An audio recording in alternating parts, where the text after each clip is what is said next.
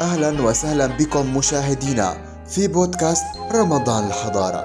إليكم ما هو مفيد في شهر رمضان المبارك عن المغفرة.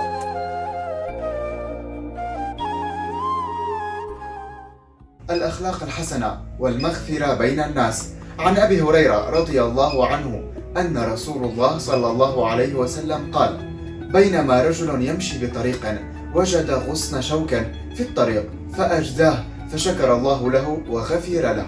أخبرنا النبي عليه الصلاة والسلام أن هذا الرجل دخل الجنة وغفر الله له بسبب غصن أزاله عن طريق المسلمين، فشكر الله له ذلك وأدخله الجنة وغفر له. في هذا الحديث دليل على أن من أزال الأذى عن المسلمين له ثواب عظيم وتقرب إلى الله. فلنعلم أن العمل الصالح ليس فقط بهذا الغصن حسب، وإنما درس للتعامل بين الناس بلطف ومغفرة وحسن الأخلاق. ندعو الله أن يعلمنا الأخلاق الحميدة والعالية. دمتم بخير وإلى لقاء آخر. فوازير بودكاست رمضان الحضارة. أجب واربح. ما هي السورة التي لقبت بلقب القرآن؟